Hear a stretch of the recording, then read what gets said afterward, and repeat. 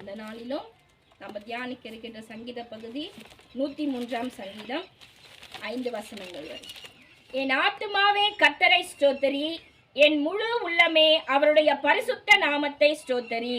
என் ஆத்துமாவே கர்த்தரை ஸ்தோத்திரி, அவர் செய்த சகல உபகாரங்களையும் மறவாதே. அவர் உன் அக்கிரமங்களை எல்லாம் மன்னித்து உன் நோய்களை எல்லாம் குணமாக்கி உன் பிராணனை அழிவுக்கு விலக்கி மீட்டு உன்னை கிருபையினாலும் இரக்கத்தினாலும் முடிசூட்டி. நாம் எல்லாரும் சேர்ந்து வாசிப்போம். நன்மையினால் வாயை திருப்தியாக்குகிறார், கழுகுகளுக்கு சமானமான ஒரு வயது திரும்ப 4 வயது போலாகிறது. இந்த 103ஆம் சங்கீதம் வந்து இருக்கிறதுலே ரொம்ப ஒரு விசேஷமான சங்கீதமா இருக்குது. நம்ம தியானிச்சியில பார்க்கையில இந்த 103ஆம் சங்கீதத்தை வந்து எல்லா பிள்ளைகளுமே மனப்பாடம் செய்ய வேண்டிய ஒரு சங்கீதங்களா அந்த சங்கீதம். இது நம்ம இன்னும் பிடிச்ச போகும்போது அந்த ஃபுல் சங்கீதமே நம்ம ஒவ்வொரு வாரமும் நம்ம வந்துட்டு பார்க்கலாம். இந்த 5 வசனத்தை ஆண்டவர் ரொம்ப ஒரு ஆசீர்வாதமான வசனமாக நமக்கு வந்து கொடுத்துருக்காங்க. ஒவ்வொரு நாளும் இந்த வசனத்தை நம்ம வாசிங்களா இருக்கணும். நம்ம எப்ப இறுதி ஆண்டுல இந்த சங்கீதத்தை வந்து எல்லாருமே வந்து வாசிப்பாங்க. அந்த வருஷம் முடிவில் இந்த சங்கீதத்தை எல்லாமே வந்து வாசிப்பாங்க. இதுல இருக்கிற ஒவ்வொரு வார்த்தைகளும் ஆண்டவருக்கு நன்றி சொல்ற விதமா, அவர் நம்மளை பாதுகாக்கிற விதமா, நம்ம பிராணனெல்லாம் அழிவுக்கு விலக்கி காக்கிற விதமா இருக்கிற ஒரு சங்கீதம். இந்த சங்கீதத்துல வந்து எத்தனையோ விதமா இந்த 5 சங்கீதத்தெல்லாம் நம்ம இன்றைக்கு எடுத்துருக்கிறோம். முதல் வசனமே வந்து என் ஆத்துமாவே கர்த்தரை ஸ்தோத்திரி. சங்கீதக்காரன் சொல்றாரு, என் ஆத்துமாவே நீ எப்பவுமே என்ன பண்ணு, கர்த்தரை மட்டுமே நீ ஸ்தோத்திரிக்கிறதா இரு. என் முழு உள்ளமே அவருடைய பரிசுத்த நாமத்தை நீ ஸ்தோத்திரி. நம்ம எப்ப நம்முடைய உள்ளத்தை பார்த்தோம், நம்ம ஆத்மாவை பார்த்தோம், எப்பவுமே நம்ம என்ன சொல்லிட்டே இருக்கணும், நீ கர்த்தரை ஸ்தோத்திரிச்சுட்டே இருக்கணும்ன்றத நம்ம எப்பவுமே நம்ம வந்து சொல்லிக் கொள்ளுகளா இருக்கணும். என் ஆத்மாவே கர்த்தரை ஸ்தோத்திரி, அவர் செய்த சகல உபகாரங்களையும் மறவாதே. அவர் 1-2 உபகாரமா நமக்கு செஞ்சிருக்கிறாரு. எத்தனையோ உபகாரங்கள் நம்ம ஜீவனையோடு இருக்கிறதே அவர் செய்த ஒரு பெரிய உபகாரம். கர்த்தர் எத்தனையோ நன்மைகளை நமக்கு வந்து செஞ்சிருக்கிறாரு. அதை சொல்லி சொல்லி நம்ம எப்பவுமே வந்து ஆண்டவரை ஸ்தோத்திரிக்கிறவங்களா நம்ம வந்து. 3வது வசனத்தை, அவர் உன் அக்கிரமங்களை எல்லாம் மன்னித்து உன் நோய்களை எல்லாம் குணமாக்குகிறார். நம்ம செய்யற அக்கிரமும் எவ்வளவோ இருக்குது, நமக்கு தெரிந்தும் தெரியாமோ எத்தனையோ அக்கிரமங்களை நம்ம செஞ்சு கொண்டுதான் இருக்கிறோம். செஞ்சுட்டு ஆண்டவர்கிட்ட மன்னிப்பு கேட்டுக்கிட்டு தான் இருக்கிறோம். அவரும் மன்னிச்சுட்டு தான் இருக்கிறாரு. அப்ப எல்லாருமே நம்ம வந்து அக்கிரமங்களை நம்ம எத்தனையோ பாவங்கள் செய்யறோம், எத்தனையோ பொய்கள் சொல்றது, எத்தனையோ விஷயம் இருக்குது. அக்கிரமம்னா நம்ம பெரிய கொலைபாதகம் செய்யறதுதான் இல்லை, எத்தனையோ நம்ம செய்யறோம். வந்துட்டாங்கன்னா கத்திரமா அத்தனையோ ஆண்டவர் என்ன செய்யறாருங்களாம், மன்னிக்கிறவரா இருக்கிறார். உன் நோய்களை எல்லாம் குணமாக்குகிறார். இதுதான். எத்தனை டாக்டர்ஸ் இருந்தாலும் எவ்வளவு பெரிய படிப்பு படிச்சுட்டு வந்தாலும் அவங்க வந்து எல்லா நோய்களையும் அவங்க குணமாக்க முடியுமான்னா கண்டிப்பா முடியவே முடியாது. கர்த்தரால மாத்திரம்தான் எல்லா நோய்களையுமே குணமாக்க அவர் தான் பரிகாரியாகிய கர்த்தரா நமக்கு வந்து இருக்கிறார். எத்தனையோ வியாதியில இருந்து கர்த்தர் வந்து நம்ம பைபிள்ல வந்து பார்த்தோம்னா எத்தனையோ வியாதிகளை சுகப்படுத்தி இருக்கிறார். செத்து போனவங்களே உயிரோட எழுப்ப தெரிஞ்ச தேவன் வியாதிகளை சுகமாக்குறது அவருக்கு ரொம்ப ஒரு லேசான காரியம். ஆனா இது எல்லாத்தையும் நம்ம என்ன பண்ணோம், அவரை ஸ்தோத்திரிக்கிற போதும் அவர் முழு மனதோடு நம்ம நம்பும் போதும் அவர்கிட்ட நம்ம போய் கிட்ட சேரும் போது மட்டும்தான் இந்த மாதிரியான அற்புதங்களை நம்ம வந்து பெற்றுக்கொள்றவங்களா இருக்க முடியும். 4வது வசனம், உன் பிராணனை அழிவுக்கு விலக்கி மீட்டு உன்னை கிருபையினாலும் இரக்கங்களினாலும் முடிசூட்டுகிறார். பிராணனை அழிவுக்கு மீட்கிறார். ஒவ்வொரு நாளும் நம்ம வெளியில போயிட்டு வீட்டுக்கு வர்றதே கர்த்தருடைய கிருபை தான். போறவங்க எல்லாம் வீடு வருவாங்கன்றத நம்ம சொல்லிக்கவே முடியல. ஒரு இடத்துல எத்தனையோ ஆபத்துகள் இருக்குது, எத்தனையோ பிரச்சனைகள் இருக்குது, எத்தனையோ விதத்துல எப்படி ஆபத்து வரணும்னு இப்ப இருக்கிற சூழ்நிலை நம்ம வந்து சொல்லிக்கவே முடியாது. அப்ப நான் வீட்டை விட்டு வெளியில வச்சா கால வச்சா வீட்டுக்கு வருவான்றது நம்மளுக்கு நிலையே இல்லை. வீட்டுல இருந்தாலும் நல்லா கிடையாதுதான். ஆனா அது எல்லாத்துக்கும் நம்மளுடைய பிராணனை என்ன பண்றாரு, அழிவுக்கு விலக்கி அவர் பாதுகாக்கிறவரா இருக்கிறார். அவர் தான் நம்மளை பாதுகாக்கிறாரு எல்லா சூழ்நிலையுமே. எத்தனையோ பேர் இருந்தாலும் நம்ம வெளில போனா நம்ம பாதுகாப்பா வருவோன்றது நாம அவர் மேல வச்சிருக்கிற விசுவாசம், அவர் நம்மளை பாதுகாக்கிற விதம். கர்த்தர் நிச்சயமா நம்ம பிள்ளைகளை நம்ம சுகமாட்டு வீட்டுல பாதுகாப்பா சேர்க்கணும்னு அவர் ஆசையா இருக்காரு. நாம அதே மாதிரி கர்த்தர்கிட்ட வெளியில போகும்போது வரும்போது ஒவ்வொரு நாளும் நம்ம ஜெபித்து இப்படி கடந்து போகும்போது கர்த்தர் நம்ம பிராணனை அழிவுக்கு விலக்கி காக்குறாரு. அப்புறம் அவர் என்ன பண்றாருங்களா, உன்னை கிருபையினாலும் இரக்கங்களினாலும் முடிசூட்டுகிறார். ஆண்டவருடைய கிருபையை நமக்கு வந்து ஆண்டவர் வந்து கொடுக்கிறார். அவருடைய இரக்கத்தை நமக்கு வந்து கொடுக்கிறார். அது வந்து நம்மளுக்கு முடியா சூட்டுகிறார் கர்த்தர். 5வது வசனம், நன்மையினால் உன் வாயை திருப்தியாக்குகிறார், கழுகுக்கு சமானமாய் உன் வயது திரும்ப வாழ வயது போலாகிறது. ரொம்ப ஒரு அருமையான வசனம். நன்மையினால நம்முடைய வாய் என்ன பண்றாங்க, ஆண்டவர் திருப்தியாக்குகிறார். எத்தனையோ நன்மையை செஞ்சார் ஆண்டவர், சொல்லவே முடியாது. ஒரு நோட்டை வச்சு ஒரு பெண்ணு வச்சு நம்ம எழுதணும்னா எத்தனை நோட்டுனாலும் நமக்கு பத்தாது. ஆமென். அது நம்ம எழுதிட்டே போலாம். கர்த்தர் செய்த நன்மையை இவ்வளவுதான் செஞ்சிருக்கிறாரு, அவ்வளவுதான் செஞ்சிருக்கிறாருன்ட்டு முடிவே கிடையாது. அதுக்கு ஒவ்வொரு நாளும் கர்த்தர் என்ன பண்றாங்களாம், நன்மையினாலும் நம்ம வாயை வந்து அவர் திருப்தியாக்குகிறார். ஆமென். கழுகுக்கு சமானமாய் உன் வயது திரும்ப வயது வாழ வயது போல மாறுது. ஆமென். கழுகுக்கு எப்பவுமே அந்த வேலை ஆண்டவர் கொடுத்துக்கிறாரு. அது ஸ்தோத்திரம், ஒடுங்கி போற ஸ்தோத்திரம், சூழ்நிலையும் ஸ்தோத்திரம். பெரிய மலை கொகைகள் எல்லாம் போய் உட்காந்து திருப்பி அதை புதுப்பிச்சுக்கும் அப்படின்னு இருக்குது. அதே போல நம்மளையும் கர்த்தர் என்ன பண்றாங்களாம், வாழ வயது போல கழுகுக்கு ஒத்த அந்த சமானமா நம்மளுக்கும் திரும்ப வாழ வயது போல மாற்றக்கூடிய அந்த பலனை கர்த்தர் கொடுக்குறாரு. அந்த ஆரோக்கியத்தை கர்த்தர் கொடுக்குறாரு. அந்த பலன் எல்லாவற்றும் அந்த உறுதியை நமக்கு வந்து கர்த்தர் வந்து கொடுக்குறவரா இருக்கிறாரு. இந்த சங்கீதம் 5 வசனமே நம்ம ரொம்ப ரொம்ப ரொம்ப நல்ல வசனம். ஸ்தோத்திரம்.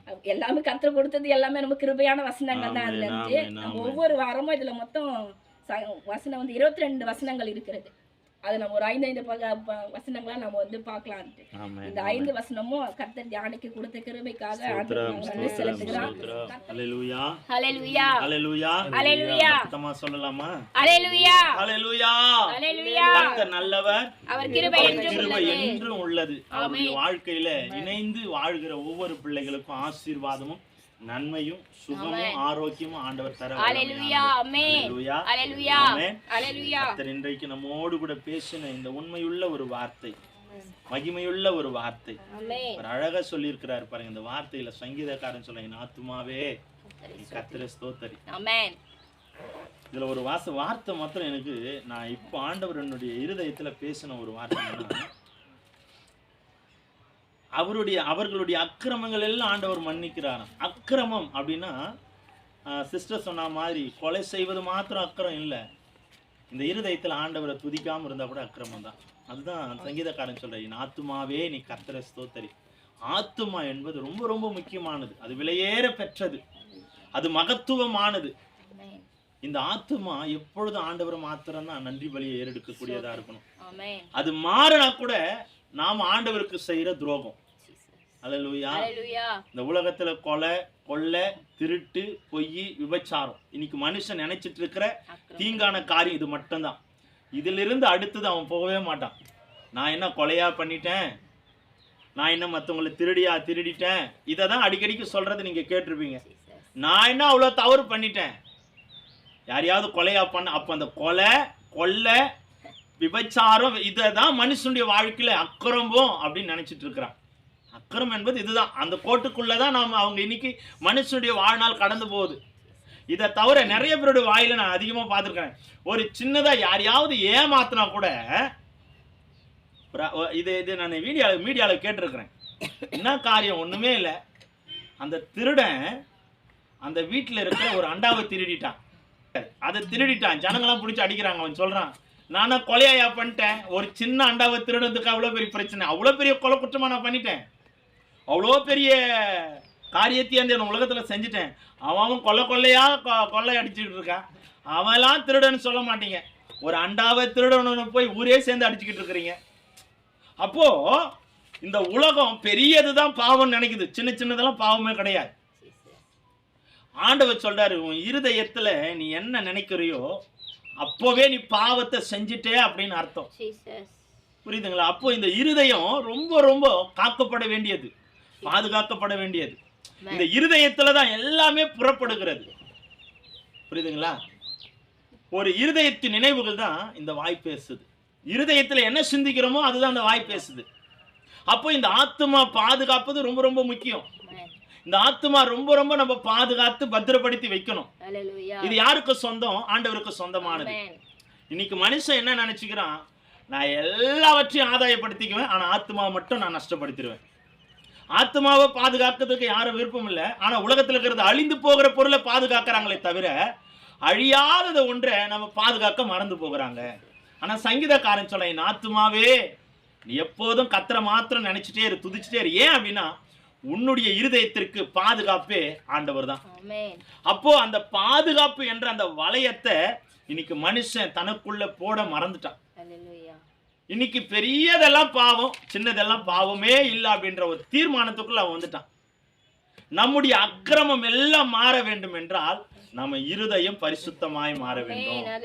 நம்ம இருதயம் முதலாவது பரிசுத்தத்தை காண வேண்டும். அழகான ஒரு வார்த்தையை நாம் இன்னைக்கு கேட்டோம். அப்ப இந்த ஆத்துமாவை நஷ்டப்படுத்த விடவே கூடாது. எப்பொழுதும் ஆண்டவருடைய சத்தியம், வார்த்தை, வசனம் இந்த இருதயத்துல இருந்துட்டே இருக்கும். தூங்கும் பொழுதும் எழுந்துக்கும் போதும் ஆண்டவருடைய சத்திய, வார்த்தை, வசனம் இருதயத்துல பேசிட்டே இருக்கணும். ஒரு மனுஷன் தான் இருதயத்துல வேத வசனத்தை பேச பேச பேச சுவாபங்கள் மாறும். நீங்க வேணாலும் பாருங்க, ஒரு மனுஷனுடைய வாழ்க்கையில வசனம் இருந்துச்சுன்னா அவனுடைய நடைகள் மாறும். ஒரு மனுஷனுடைய வாழ்க்கையில வசனம் இருந்துச்சுன்னா அவன் நட, உட, பாவனை, செயல்கள், சிந்தனை, பேச்சு, பார்வை எல்லாமே டோட்டலா சேஞ்ச் ஆயிடும். ஏன் அப்படின்னா அவனுக்கு தெரியும் அந்த வேதம் தான் என்ன முழுமையாய் மாற்றக்கூடியது. நான் ஒரு கடுகளவு பிசந்தா கூட ஆண்டவருடைய சமூகத்தில் என்னால போக முடியாது, அவருக்கு சித்தமானதை என்னால செய்ய முடியாது என்று சொல்லி தன்னுடைய ஆத்மாவை பாதுகாக்க அந்த வசனத்தை வேலியா வச்சிருப்பாங்க. நிறைய பேருடைய வாழ்க்கையில வசனம் தான் வேலி. நிறைய பேர் வேற ஏதோ கற்பனை பண்றாங்க, இதெல்லாம் தான் என்னுடைய வாழ்க்கையில நான் இதெல்லாம் செய்தனா பாதுகாப்பா இருப்பேன். இல்லைங்க, வேத வசனத்தை தவிர நம்ம வாழ்க்கையில பாதுகாப்பு என்பது வேற எதுவுமே கிடையாது. வேதம் என்பது நம்முடைய வாழ்க்கையில எல்லாமே மாற்றக்கூடியது, எல்லாமே மாற்றும். கோபம், எரிச்சல், பகை உணர்வு. சில பேர் மன்னிக்க முடியாமல் இருப்பதுக்கு காரணம், மன்னிப்பு கேட்க முடியாமல் இருப்பதுக்கு காரணம் என்ன தெரியுமா? அந்த இருதயத்தின் நினைவுகள், சிந்தனை. அப்ப அந்த இருதயத்துல மன்னிப்பு கேட்கிற குணம் வராமல் இருப்பது காரணம் என்னன்னா அவர்களுக்குள்ள நல்ல வார்த்தை செயல்படல. பகை உணர்வு, பழி, கால முழுக்க பேசாம இருப்பாங்க. வேத வசனம் உள்ள போகல, வார்த்தை உள்ள போகல. ஒரு வார்த்தை உள்ள போனாதான் அந்த வார்த்தை கிரியை செய்யும். அந்த வார்த்தை நீயே ஏற்றுக்கொள்ளல அப்படின்னா அடுத்தவங்களுக்கு உன்னால சொல்லி தர முடியாது. அல்லேலூயா. கடமைக்கு செய்யலாம் ஊழியத்தை, கடமைக்கு ஊழியத்தை செய்யலாம். ஆனால் அந்த வார்த்தை நமக்குள்ள செயல்படலைன்னா அடுத்தவர்களை மாற்ற முடியாது. கடைசி வரைக்கும் பேசல, கடைசி வரைக்கும் பேசல. காரணம் என்ன? பகை உணர்வு, மன்னிக்கிற குணம் இல்லை, மன்னிப்பு கேட்கிற குணம் இல்லை. நான் போய் அவகிட்டலாம் மன்னிப்பு கேட்கணுமா? நான் போய் அவகிட்ட பேசணுமா? அவங்க அப்படியே இருக்கட்டும், ஒன்றும் பிரச்சனை இல்லை. அவங்களால எனக்கு நான் லாபமா நஷ்டமா? அவங்க பேசாம இருந்தா எனக்கு நான் சோறு கிடைக்காதா? சோறு கிடைக்கும், நல்ல வாழ்க்கை கிடைக்கும், ஆனா பரலோகம் கிடைக்காது. நீ இங்க என்ன விதைக்கிறியோ அதுதான் அறுவடை. அல்லேலூயா. நீ பூமியில என்ன கட்டவிழ்க்கிறியோ அது பரலோகத்துல கட்டவிழ்க்கப்படும். எந்த கட்டையோ அது பரலோகத்துல. எதை நீ இந்த பூமியில விதைச்சிட்டே இருக்கிறியோ அதுதான். நெல்லு போட்டா நெல்லு தான் விளையும். புரியுதுங்களா? அப்ப நம்முடைய வாழ்க்கையில ரொம்ப ரொம்ப முக்கியமானது இந்த ஆத்துமாவை பாதுகாப்பது. அல்லேலூயா. அழகான ஒரு வார்த்தையை ரொம்ப அழகா நம்ம கேட்டோம். சங்கீதக்காரன் அவ்வளவு அழகா பேசுறாரு பாருங்க. அதே போல கழுகுகளை போல ஒரு பலன் எப்போ ஆண்டவருடைய கிருபை வரும்போதுதான். அப்ப அந்த கிருபையை நம்ம பெற்றுக்கொள்ள நம்மை நாம் ஆயத்தப்படுத்தி கொள்ளணும். ஆகையினால எப்பொழுதும் அந்த இருதயத்தை பாதுகாத்து வச்சுக்குங்க. எந்த சூழ்நிலையிலும், சின்னவங்களா இருந்தாலும் பெரியவங்களா இருந்தாலும், இருதயத்தின் நினைவுகளை மாத்திரம் நம்ம உலகத்துல கொண்டு போய் வச்சிடவே கூடாது.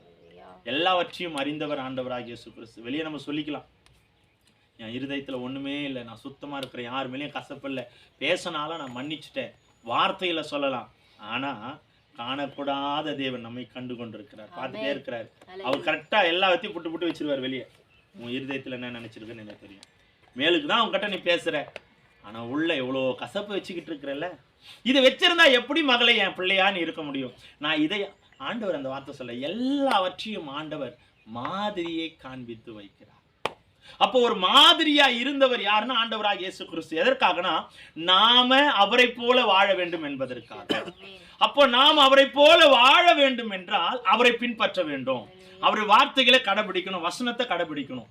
அப்போ இதெல்லாம் நம்ம வாழ்க்கையில இருதயத்துல இருந்தாதான் நாம ஆண்டவருடைய சித்தத்தை நேர்த்தியா, எப்படி நேர்த்தியா அப்படின்னா சரியா, குறைவில்லாம, எந்த ஒரு குறைவும் இல்லாம சரியா நிறைவேற்றுகிற ஒரு தருணம் எப்போ வரும்னா அவர் வேத வசனம் நம்ம இருதயத்துல கிரியை செய்யும் பொழுதுதான். அதை நம்ம உள் வாங்கணும், உள் வாங்கணும். உள் வாங்கால் ஒழிய வேத வசனம் நம்மோட பேசாது.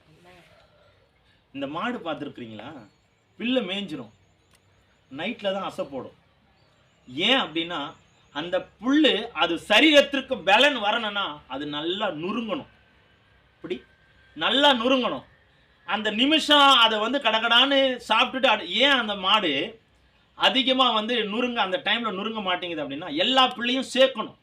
அதுக்கு கொடுக்கப்பட்ட டைம் சாயந்திரத்துக்குள்ள அந்த மாடு அந்த புள்ளியை சேமித்து வச்சுக்கணும், அந்த புல்லை சேமித்து வச்சுக்கணும். அது மெல்றதுக்கே அதில் டைம் போச்சுன்னா தேவையான புல் அதுக்கு கிடைக்காது. எல்லாவற்றையும் எடுத்துட்டு இரவு நேரத்தில் அந்த மாடு பாருங்க அசை போட்டுட்டே இருக்கும். அந்த பிள்ளை அந்த தீவனத்தை அது நல்லா ருசித்து ரசித்து அது நல்லா மென்று அதற்குரிய சத்து கிடைக்கிற வரைக்கும் அது அசை போட்டுட்டே இருக்கும். அசை போடால் ஒழிய அந்த மாட்டுக்கு ஏதோ பிரச்சனைன்னு அர்த்தம். நான் மாடு வளர்க்கும் போது ரொம்ப அதெல்லாம் பார்த்துருக்கிறேன். நைட்டில் வந்து பார்க்கும்போது எல்லா மாடும் படுத்துட்டு அசை போட்டுக்கிட்டே இருக்கும். நான் எங்கள் அம்மா கிட்ட கேட்பேன், ஏம்மா இந்த மாட்டுக்கு நான் பைத்தியமா, எப்போ பாரு வாயை பியாங்கன்னு அசைத்துனுங்கிறது. நான் அப்போ தான் எங்கள் அம்மா சொன்னாங்க, அது பிள்ளைலாம் சாப்பிட்டு சேமித்து வச்சுக்கிண்டா நைட்டில் வந்து தான் அது அசை போட்டு தன்னுடைய சரீரத்துக்கு அது பலனை உண்டாக்கிக்கும். பாருங்க, அது போல வேத வசனம் நம்ம எடுத்துக்கிறோம், ஆனால் அதை நன்கு மெல்றதே இல்லை. நன்கு அதை ருசி பார்த்து ரசித்து ருசித்து அதை மென்று நம்ம முழுங்கிறதே இல்லை. வாங்குறோம், உள்ள போட்டுக்கிறோம், அடுத்த நிமிஷம் அது தங்கக்கூடாத அளவுக்கு வெளியே போயிடுது. இது அல்ல வார்த்தைக்கு என்ன ஒரு அர்த்தமே, அது அல்ல. நல்லா மெல்லணும், வேத வசனத்தை வந்து நல்லா ருசி பார்க்கணும், மெல்லணும் ஒவ்வொரு வார்த்தையும்.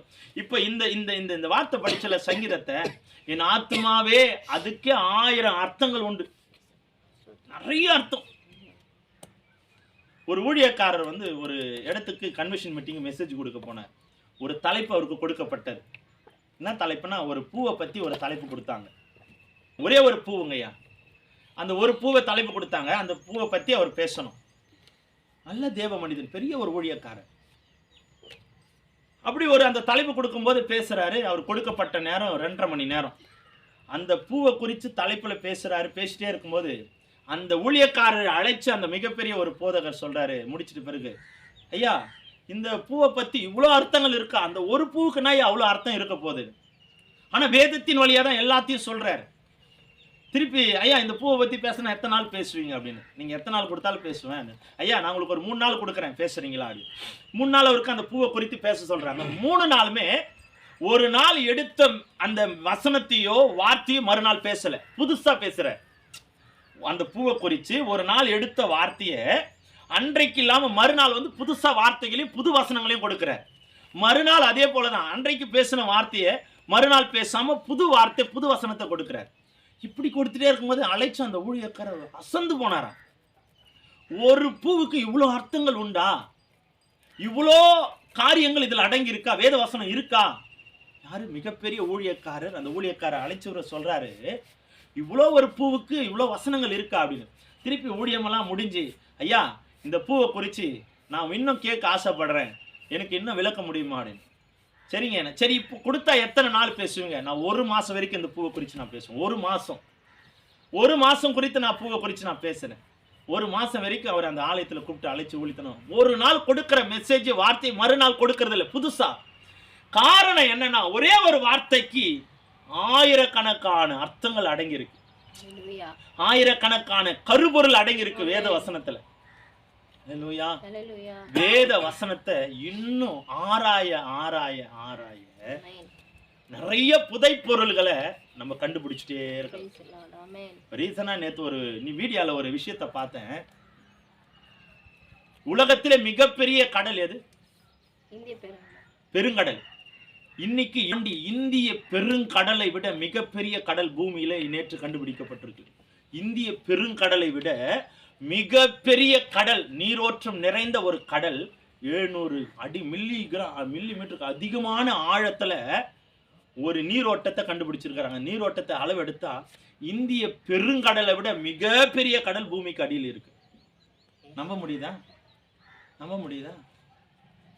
அது கேட்ட உடனே அசந்து போயிட்டேன் நான். அவ்வளவு பெரிய கடல். இப்போ நம்ம கடலுக்கு மேலதான் வாழ்க்கை நடத்திக்கிட்டு இருக்கிறோமா? மிகப்பெரிய கடல் பூமிக்கு அடியில கொந்தளிச்சுட்டு இருக்குதான். அதை சொல்றாரு அவர், ஒரு விஞ்ஞானி சொல்றாரு, அது எந்த நேரத்திலையும் பூமிக்கு மேல வர வாய்ப்பு இருக்கு. அது வந்தா டோட்டலா பூமியை வந்து சீக்கிரமா அசைக்கக்கூடிய ஒரு நாள் உண்டாகும். பாருங்க, அவ்வளோ பெரிய கடலை விட அதிகமான மிகப்பெரிய நீர்வளம் பூமியில நீர்வளம் உண்டுதான். ஆனா இது அதற்கும் ஆழத்துல ஒரு மிகப்பெரிய கடல் உண்டு அப்படின்னு சொல்றாரு. மிகப்பெரிய கடலே இருக்குதான் உள்ளார, அளவிட முடியாதது. பாருங்க, உலகத்தின் ஆழங்களை கூட நம்ம அறிஞ்சலாம். வேதத்தின் ஆழத்தை அறிகிறவன் ஒருவனும் அல்ல. அவ்வளோ புதை பொருள் வேதத்துல அடங்கி கிடக்கு. அப்ப நம்ம இதை அறிந்து கொள்ளும் பொழுது நம்ம இருதயத்திற்கு நல்ல ஒரு உணவை ஆண்டவர் நமக்கு அளிப்பார். ஆகையினால வேதத்தை அதிகமா தியானிக்க தியானிக்க தியானிக்க தியானிக்க உண்மையா இன்னைக்கு பேசுறது கொஞ்சம் தான் இல்லை, ஒன்று கூட 1% கூட இல்லை சிஸ்டர். ஆனா அதே இன்னும் நிறைய தேடணும், நிறைய கிடக்கு உண்மையா. இதிலே நம்ம இன்னும் ஆராய்ந்தா இன்னும் அது வருஷக்கணக்கா பேசலாம். அந்த ஒரு வார்த்தையை குறித்தும் நிறைய வார்த்தைகள் அடங்கி இருக்கு. நாம தான் அதை இன்னும் கண்டுபிடிக்கல இல்லையா? தோண்ட தோண்ட தோண்ட தோண்ட வந்துகிட்டே இருக்கு. அப்ப வேத வசனம் என்பது ரொம்ப ரொம்ப முக்கியமானது. கடைசி நாட்களில் நம்மோடு கூட பேச போறது எது தெரியுங்களா? இந்த வேதம் தான். மனுஷன் இல்லை, மனுஷனோ வேற எதுவோ நம்ம கூட பேசாது, வேதம் மாத்திரம் தான் நம்மோடு கூட பேசும். அதனால வேதத்தை அறிந்து கொள்வோம், இன்னும் நல்லா தெரிந்து கொள்வோம். அருமையான ஒரு வேத வார்த்தை நம்ம கேட்டோம். நம்ம ஆத்மாவை பாதுகாத்து வைத்துக் கொள்ளுங்க. ஆத்மாவை மாத்திரம் நம்ம நஷ்டப்படுத்த விட்டுறவே கூடாது. உலகம், உலக காரியம், உலக சிற்றின்பம், உலக சூழ்நிலை எதற்கும் இந்த ஆத்மாவை நஷ்டப்படுத்திடாதீங்க. அலட்சியத்தன்மை ஒரு மனுஷனுக்குள்ள வந்துச்சுனாவே வேத வசனம் உள்ள செயல்படாது. அலட்சியப்படுத்தவே படுத்தாதீங்க, வேத வசனத்தை அலட்சியப்படுத்தாதீங்க. எனக்கு கொடுக்கப்பட்ட ஒரு நேரம், எனக்கு கொடுக்கப்பட்ட ஒரு தருணம், இந்த தருணத்துல நீங்க இருப்பீங்கன்னா கர்த்தர் உங்களை ஆசீர்வதிப்பார். அல்லேலூயா. இன்றைக்கு ஆண்டவர் இந்த அடிமையோடு கூட பேசின ஒரு வார்த்தை உங்களோடு கூட நான் பகிர்ந்து கொள்ள விரும்புகிறேன். இன்றைக்கு தலைப்பு என்னவென்றால் மன்னிப்பு. இன்றைக்கு மன்னிப்பு என்ற ஒரு தலைப்புல ஆண்டவர் நம்மோடு கூட பேச வல்லமையுள்ள தேவனாய் இருக்கிறார். மன்னித்த சில மனிதர்களை குறித்து இந்த வேதாகமத்துல நம்ம பார்க்க போகிறோம். யாரெல்லாம் இந்த வேதாகமத்துல மன்னித்து அவர்கள் வாழ்க்கை ஆண்டவர் உயர்த்தினார். மன்னிப்பு என்பது ரொம்ப ரொம்ப கடினமான ஒரு காரியம். ஆனா அந்த கடினம் ரொம்ப ஆசீர்வாதமானது. மன்னிப்பு என்பது கடினம்தான், கொடுப்பதும் கேட்பதும் ரொம்ப ரொம்ப கடினம். இன்றைக்கு மனுஷனுடைய வாழ்க்கையில விரும்பி சொல்ல முடியாத ஒரு வார்த்தை, ஆனால் அதிகமா சொல்லப்படக்கூடிய வார்த்தை. விரும்பி சொல்ல முடியாத ஒரு வார்த்தை, ஆனால் அதிகமா சொல்லப்படக்கூடிய ஒரு வார்த்தை. நீ ஒரு மனுஷனை ஏதாவது ஒண்ணு பண்ணிட்டு அவன் போறப்போ ஏதாவது ஒண்ணு ஆயிருச்சுன்னா நீ அவனை என்னடா பண்ணுவ? என்ன சாரின்னு கேட்டா முடிய போகுது. இதுக்கு மேல என்ன செய்ய முடியும்? இன்றைக்கு மனுஷன் சாதாரணமா சொல்ற ஒரு வார்த்தை மன்னிப்பு. இன்னைக்கு கடினமா சொல்லப்படுகிற வார்த்தையும் மன்னிப்பு. தப்பு பண்ணிட்ட சாரிகள், நான் ஏன் அவங்ககிட்ட சாரி கேட்கணும்? நான் ஏன் மன்னிப்பு கேட்கணும்? ஒண்ணு மாத்திரம் சொல்லுகிறேன், கிறிஸ்துவ வாழ்க்கையில மன்னிப்பை கேட்பவனை விட மன்னிப்பு கொடுப்பவன் சிறந்தவன். அல்லேலூயா. இந்த வேதாகமத்துல துரோகமும் கசப்பையும் விதண்டாவாதத்தையும் துர்குணத்தையும் செய்தவர்களை சில மனிதர்கள் மன்னித்தாங்க, அவர்கள் வாழ்க்கையை கர்த்தர் உயர்த்தினார். இன்றைக்கு ஒண்ணு மாத்திரம் தெரிந்து கொள்ளுங்க, நம்முடைய வாழ்க்கையில மன்னிப்பு என்பது ரொம்ப ரொம்ப ஆசீர்வாதமானது. ஆண்டவர் அந்த 2 கல்வனையும் சிலுவையில அறையும் பொழுது முதலாவது ஒரு வார்த்தை மன்னிப்பை கொடுத்தார். இன்றைக்கு நீ என்னோடு கூட பரதேசில் இருப்ப அப்படின்னா என்ன அர்த்தம்? அவர் மன்னிப்பை கொடுத்து அவனை ஏற்றுக்கொண்டார். அல்லேலூயா. மன்னிப்பு என்பது சாதாரணமானது ஒன்று அல்ல. யாராவது ஒருத்தர் நமக்கு சின்ன காரியத்தை தான் விதைச்சிருப்பாங்க, ஆனா இன்னிய வரைக்கும் நாம அவங்க மேல ஒரு கசப்பு வச்சிருப்போம். என்னங்க பண்ணிட்டாங்க, போய் மன்னிப்பை கேட்டு பேசுங்க. வார்த்தைக்கு நான் கேட்கிறேன் அப்படின்னுவாங்க, ஆனா உள்ளுக்குள்ள அவகிட்ட நான் போய் மன்னிப்பு கேட்டா என் பிரஸ்டேஜ் என்ன ஆகிறது, என் கௌரவம் என்ன ஆகிறது, என் வாழ்க்கை. நான் என்ன சொல்றேன், பூசிக்க வேண்டாம், மன்னிச்சிரு. மன்னிப்பு என்பது தேவன் நமக்கு கொடுக்கப்பட்ட ஒரு வரப்பிரசாதம். மன்னிப்பு கொடுப்பது ரொம்ப ரொம்ப ஆச்சரியமானது. தேவன் கொடுத்தார், நாமளும் கொடுக்க கற்றுக்கொள்ளணும். அல்லேலூயா. துரோகம் செய்தவர்களை மன்னிக்கிறது தான் ஒரு சிறந்த ஒரு மன்னிப்பு. அதுதான் அவங்களுக்கு கொடுக்கிற சிறந்த ஒரு தண்டனை கூட நான் சொல்லுவேன். நீ அடித்து காயப்படுத்தி குற்றுயிராய் ஆப்பது தண்டனை அல்ல.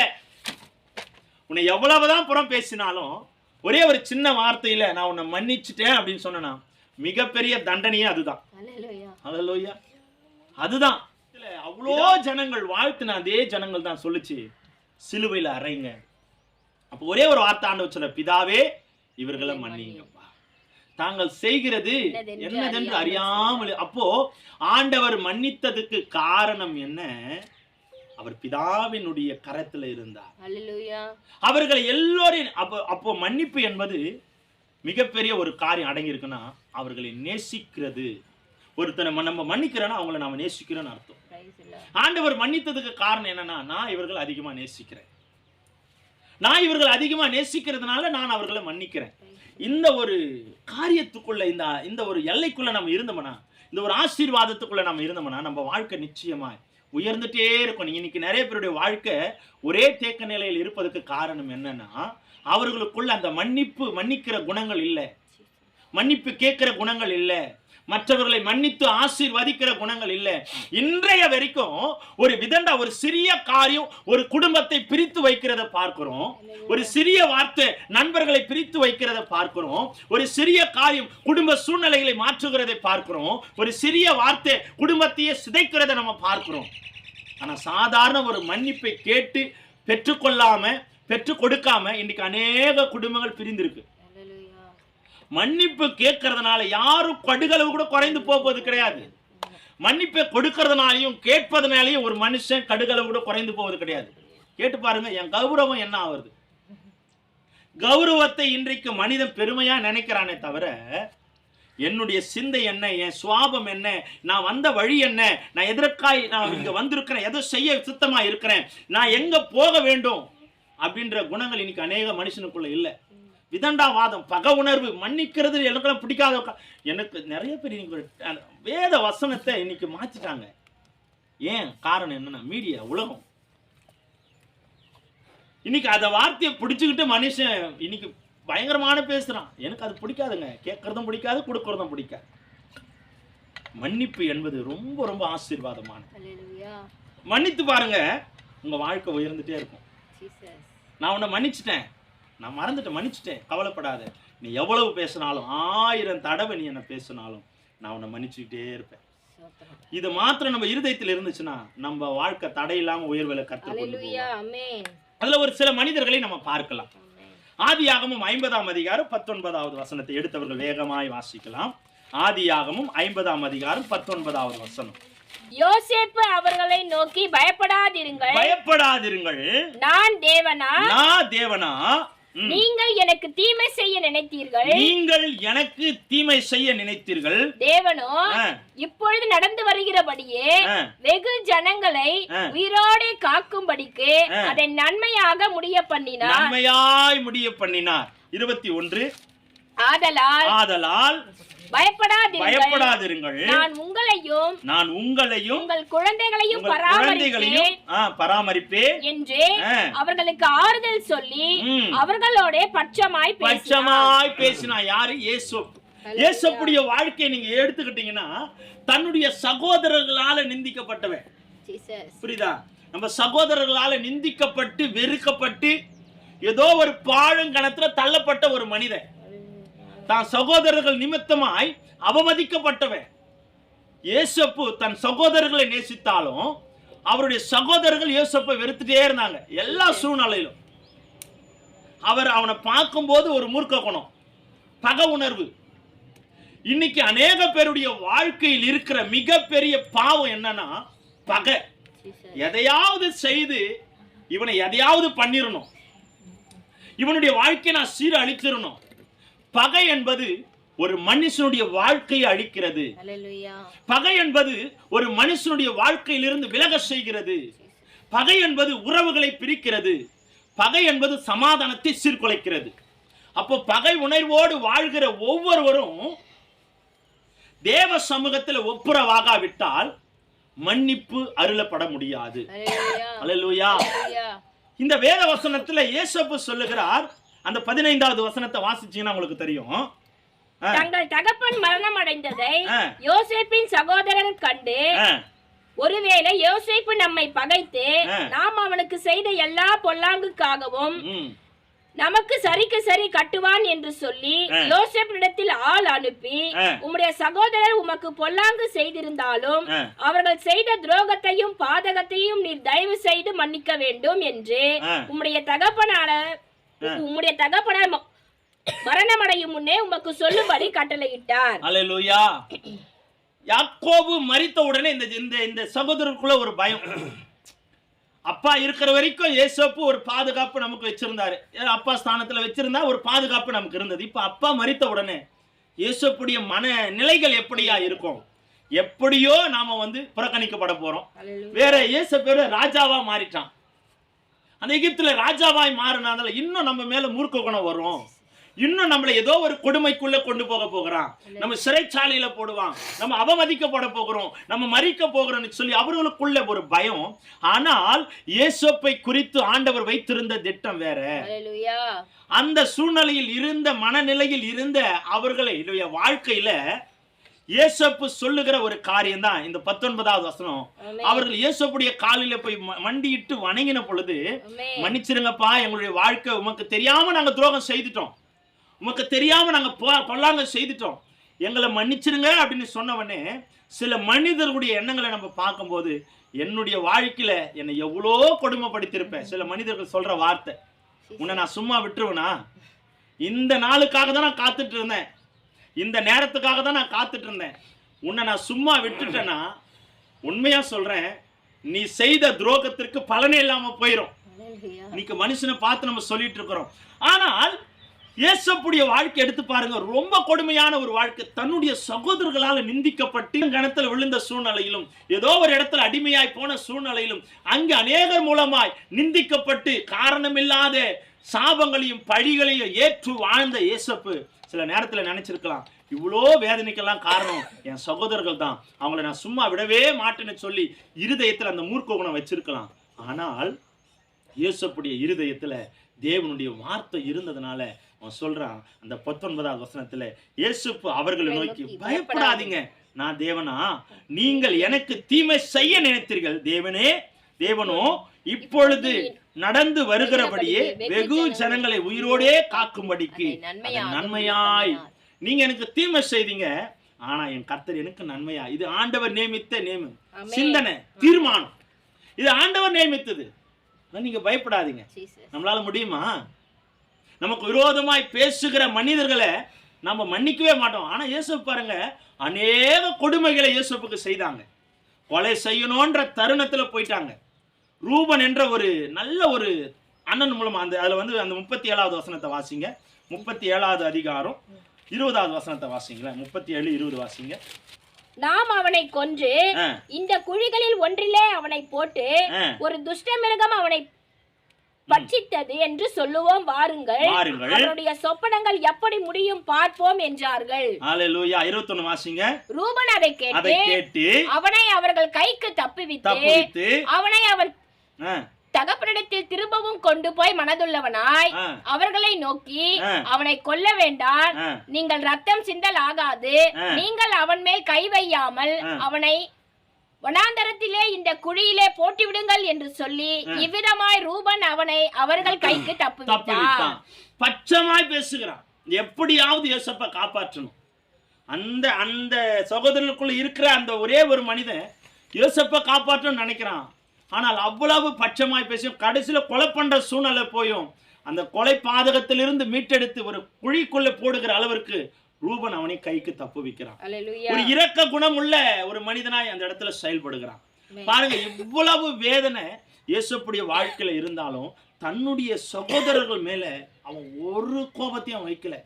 காரணம் என்னன்னா, அவன் சொல்லுகிற அந்த ஒரே ஒரு வார்த்தை, நீங்க தீமை செய்தாலும் ஆண்டவர் இதெல்லாம் ஒரு நாள் எனக்கு நன்மையாய் மாற்றினார். ஏன் காரணம்னா, உங்களை நான் காப்பாற்றுவதற்காக, உங்களை பராமரிப்பதற்காக, உங்களை பாதுகாப்பதற்காக கர்த்தர் என்னை முன்னமே இந்த தேசத்திற்கு கொண்டு வந்தார்.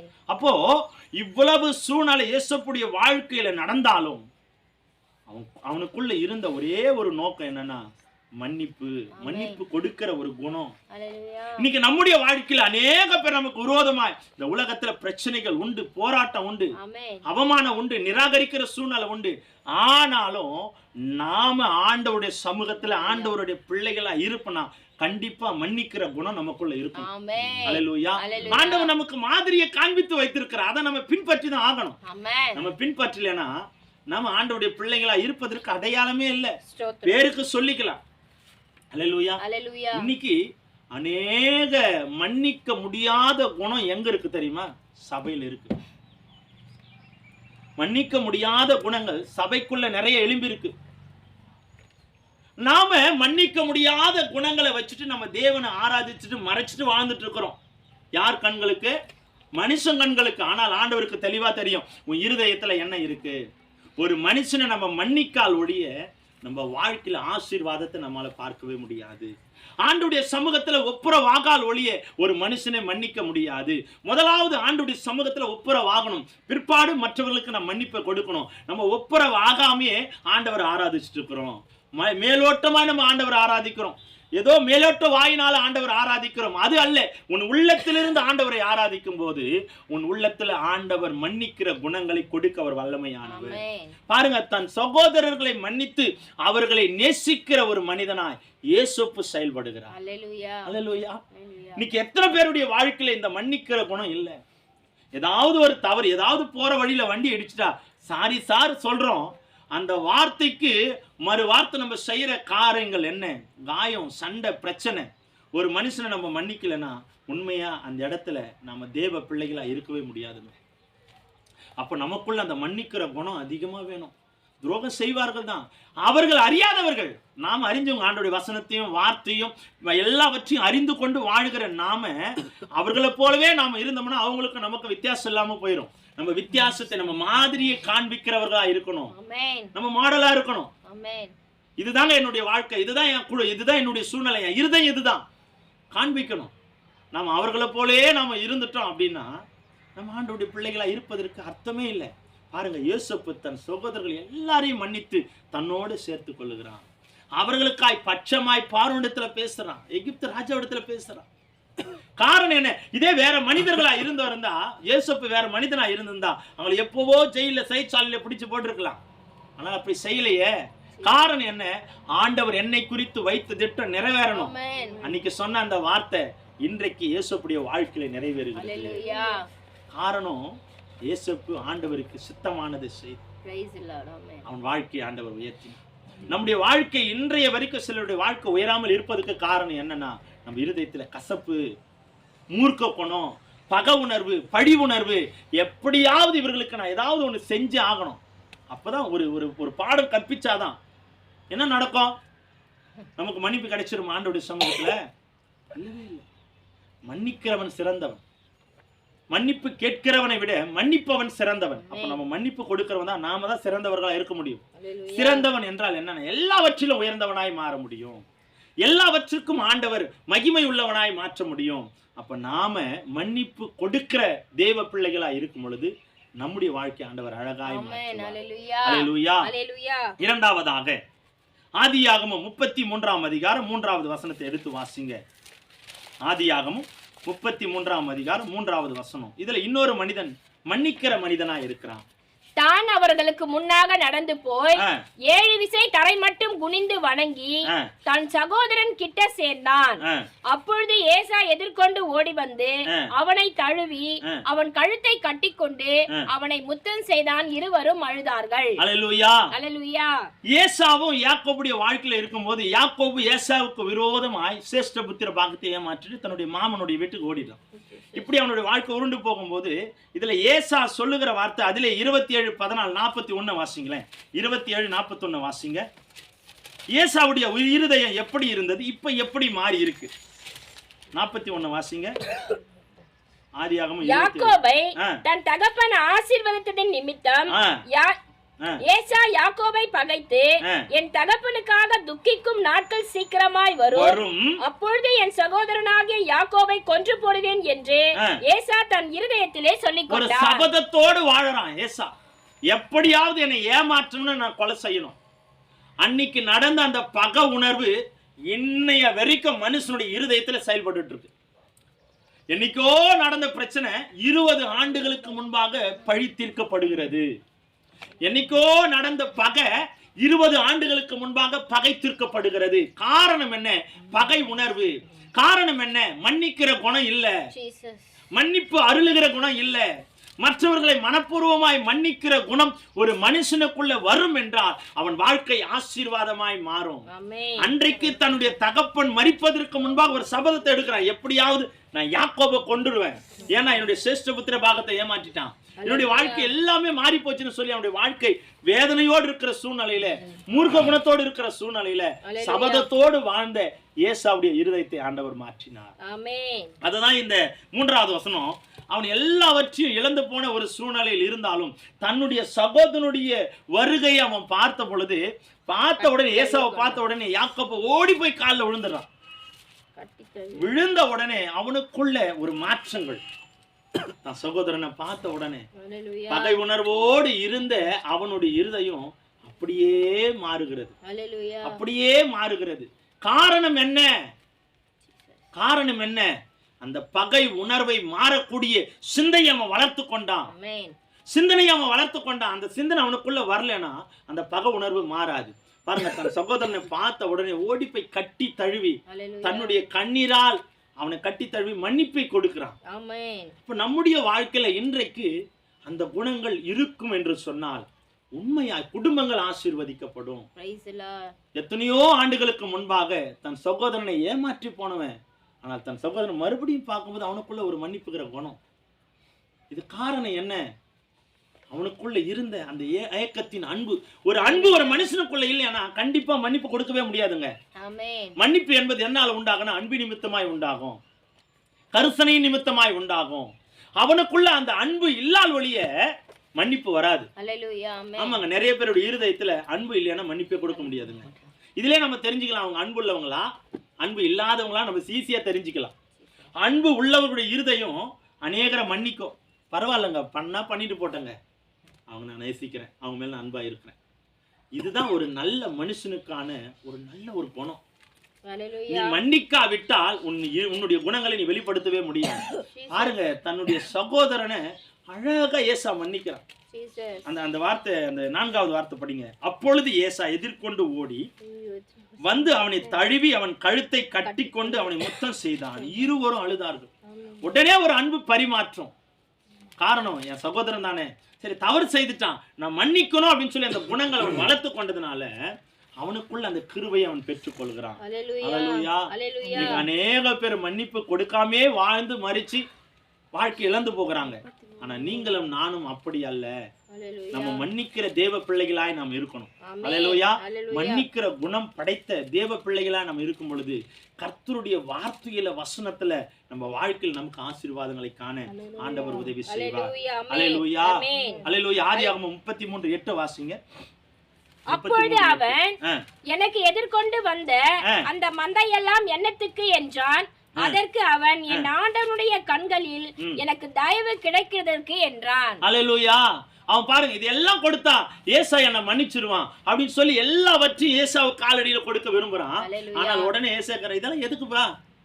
நான் இதை நிமித்தமா நான் உன்னை மன்னிக்கல. உன் மேல இருக்கிற அன்பு, உன் மேல இருக்கிற கருசனை இவன் நினைச்சிட்டான். இதெல்லாம் தானே, இதுக்காக தானே ஏசா மூர்க்க குணம் இருந்தான். இது எல்லாமே ஏசாவுக்கு நான் கொண்டு போய் கொடுக்கணும்னு விரும்புறான். ஆனால் ஏசா அதெல்லாம் பார்த்து இதெல்லாம் எதற்கு எனக்கு? அதுல கீழ உள்ள வசனத்தை வாசிங்க. 9வது வசனம். அதற்கு ஏசா, சகோதரனே, எனக்கு போதுமானது உண்டு, எல்லாமே என்கிட்ட இருக்கு, உன்னுடையது உனக்கு இருக்கட்டும் என்றான். பாருங்க, எல்லாமே என்கிட்ட இருக்கு, என்கிட்ட இல்லாத ஒண்ணுமே இல்லை, எல்லாமே என்கிட்ட இருக்கு. இதனால் நிமித்தமாய் நான் உன்னை பகைக்க விரும்பல, எல்லாமே போதுமானது என்கிட்ட இருக்குப்பா.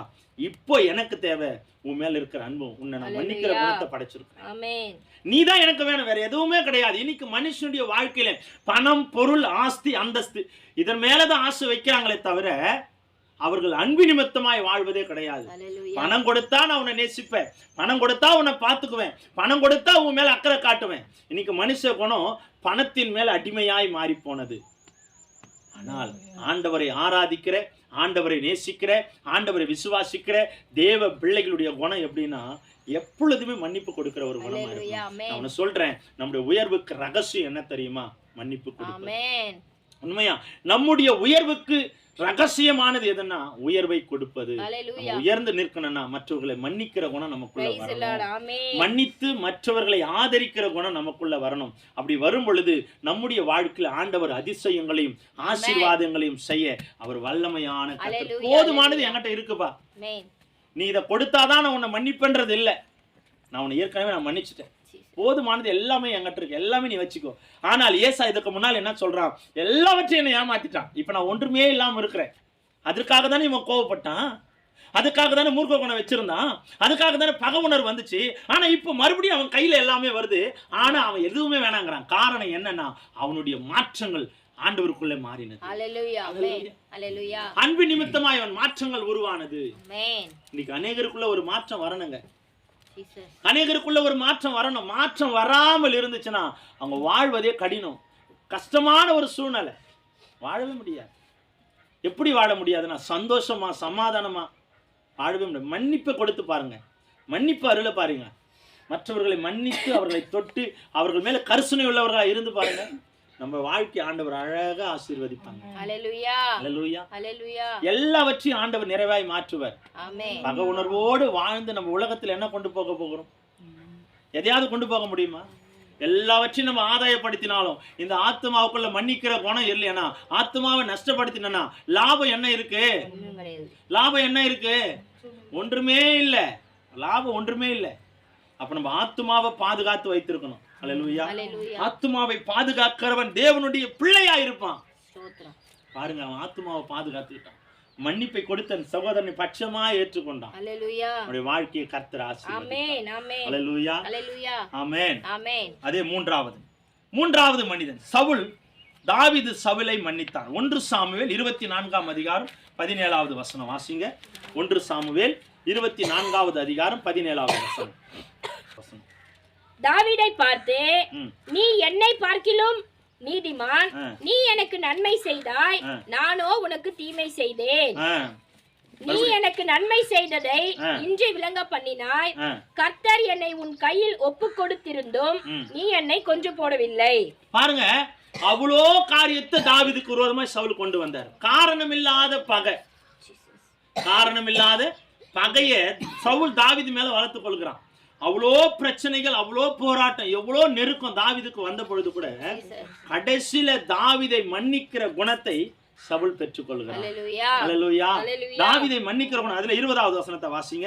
நீ நிச்சயமாக ராஜாவா இருப்பாய் என்றும் இஸ்ரவேலின் ராஜ்யபாரம் உன் கையில் நிலைவரப்படும் என்றும் அறிவேன். பாருங்க, காரணம் என்னன்னா இவன் அவ்வளோ நெருக்கம் வந்த போது கூட சவுலுக்கு விரோதமா எழும்பல. ஆனா தாவீதுக்கு நேரம் கிடைச்சது, ஒரு தருணம் உண்டாச்சு சவுலை கொல்லுவதற்கு. அதுல நீங்க வாசிச்சீங்கன்னா தெரியும். அதுல 14 வாசிங்களேன். இஸ்ரவேலின் ராஜா யாரை தேட புறப்பட்டார்? ஒரு செத்த நாயையா, ஒரு தெள்ளு பூச்சியையா? நீ யாரை பின்தொடர்கிறீர்? கர்த்தர் நியாயாதிபதியா இருந்து எனக்கும் உமக்கும் நியாயம் தீர்த்து எனக்காக வழக்காடி நான் உம்முடைய கைக்கு தப்ப என்னை விடுவிப்பாராக என்றான். பாருங்க, இவ்வளோ காரியத்தை சவுலுக்கு முன்பாக எவ்வளோ தீங்கு நடந்த போது கூட இவ்வளோ காரியத்திலும் ஆண்டவர் என்னை விடுதலை ஆக்குனதுக்கு ஒரு நோக்கம் உண்டு. அதுல 9வது வசனத்தை வாசிங்க.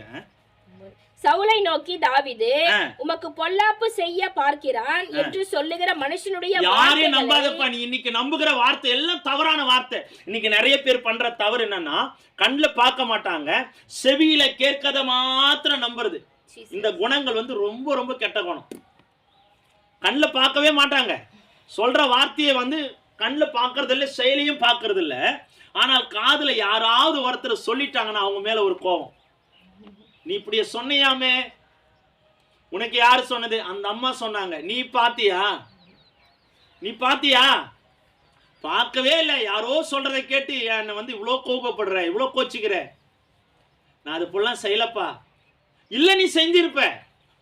யாரோ ஒருவர், அதாவது தாவீது இங்க சொல்றாரு, யாரோ ஒருவர் சொல்றதை கேட்டுட்டு என் மேல ஏன் கேட்கிறீர்? 10வது வசனம். இதோ கர்த்தர் இன்று கெபியில் உம்மை என் கையில் ஒப்பு கொடுத்தார் என்பதை இன்றைய தினம் உம்முடைய கண்கள் கண்டதே. உம்மை கொன்று போட வேண்டும் என்று சிலர் சொன்னார்கள், ஆனாலும் என் கை உம்மை தப்புவிட்டது. என் ஆண்டவன் மேல் என் கையை போடேன், அவர் கர்த்தரால் அபிஷேகம் பண்ணப்பட்டவராமே என்றேன். பாருங்க, அவ்வளோ சான்ஸ் தாவீதுக்கு வந்துச்சு. அவ்வளோ சான்ஸ் கிடைச்சோம். சவுலுக்கு முன்னால் அந்த உன்னை கொல்றதுக்கு அவ்வளோ சான்ஸ் கிடைச்சோம். நான் செய்யாததுக்கு காரணம் ஏன்? என் பக்கத்தில் இருக்கிறவங்களாம் சொன்னாங்க, எப்படியாவது அவனை கொன்னுடு. ஆனாலும் என் கை உன் மேல போடாததுக்கு காரணம் என்ன? நீ கர்த்தரால் அபிஷேகம் பண்ணப்பட்டவன். இதுதான் ஒரு தேவ மனுஷனுக்குள்ள ஒரு அடையாளம். உண்மையான தேவ மனுஷனுக்குள்ள அடையாளம் எது தெரியுமா? இதுதான்.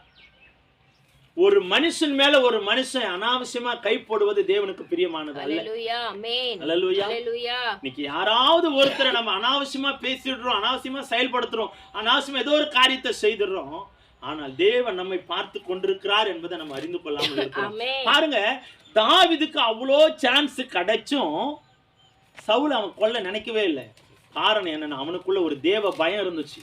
ஹalleluya. தேவ பயம் இருந்துச்சு. ஆண்டவரால் அபிஷேகம் பண்ணப்பட்டவனை கைப்படுவதற்கு நான் ஏமாத்துறோம். ஆனா எத்தனையோ பேர் சொல்றாங்க, ஆனால் அவங்க வார்த்தைக்கு அவங்க கீழ்ப்படியல. ஆனா இன்னைக்கு நிறைய பேருடைய வாழ்க்கையில மற்றவர்கள் சொல்லுகிறத செய்யறாங்களே தவிர அவர்களுக்கு என்று சொந்த எண்ணங்கள் புத்தி இல்லை. நினைச்சு பாருங்களேன், யோசித்து பார்த்துருக்கிறீங்களா? தாவீதை ஒரு விஷயம் நினைச்சு பாருங்க. எத்தனையோ பேர் அவனை வந்து தூண்டி விடுறாங்க. சவுலுக்கு உனக்கு கிடைச்ச ஒரு சான்ஸ். தாவீதை சவுளுடைய தொங்கலை அறுத்து வச்சுட்டு கையில வச்சு காட்டுறான். உம்முடைய தொங்கல் என் கையில் இருக்கு பாரும், உண்மை கொல்றதுக்கு எனக்கு அந்த எவ்வளோ சான்ஸ் கிடைச்சா நான் உங்களை கொல்லலை. எத்தனையோ பேர் என்கிட்ட வந்து சொன்னாங்க அவனை கொன்னுடு. இன்னைக்கு யாராவது ஒரு வார்த்தை, இன்னைக்கு நிறைய பேர் வந்து சொந்த புத்தியில செயல்படுறதே இல்லை.